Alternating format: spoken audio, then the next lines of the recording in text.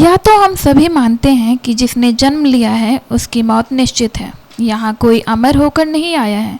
लेकिन क्या आप जानते हैं कि भारत में एक ऐसी जगह है जहाँ किसी की मृत्यु नहीं होती। कहा जाता है कि यहाँ रहने वाले हर व्यक्ति का भाग्य पहले से ही तय होता है और यहाँ रहने वाला हर कोई अमर होता है।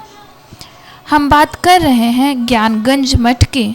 हिमालय में स्थित यह एक छोटी सी जगह है जिसे सिद्ध आश्रम के नाम से भी जाना जाता है। ज्ञानगंज मठ में केवल सिद्ध महात्माओं को स्थान मिलता है।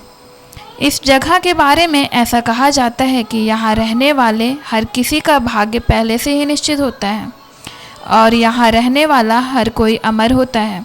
यहाँ किसी की भी मृत्यु नहीं होती।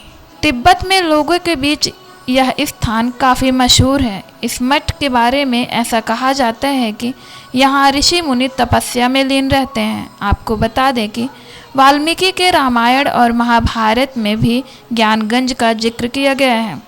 इन ग्रंथों में इसे सिद्ध आश्रम कहा गया है।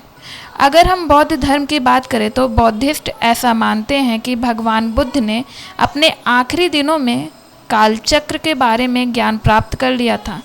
उन्होंने कई लोगों को इसके बारे में बताया भी था। इनमें से एक थे राजा सुचंद्र। राजा जब इस ज्ञान को प्राप्त कर वापस अपने राज्य आए तभी से तिब्बत में उस स्थान को शंभाला कहा जाने लगा। शंभाला का मतलब खुशियों का स्रोत। आध्यात्मिक शक्ति के इस केंद्र में बुद्धिस्ट जाने का प्रयास करते हैं लेकिन इसका रास्ता किसी को समझ नहीं आता।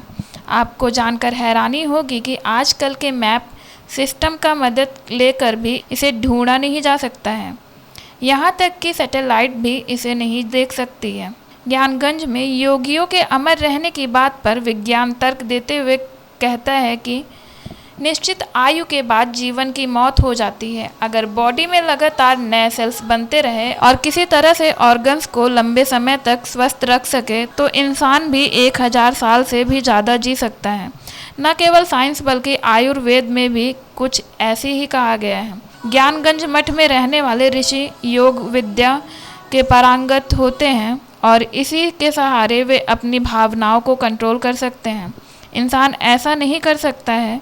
इंसान का किसी भी चीज़ पर कोई कंट्रोल नहीं होता है और ना ही मौत पर उसका कोई वश चलता है।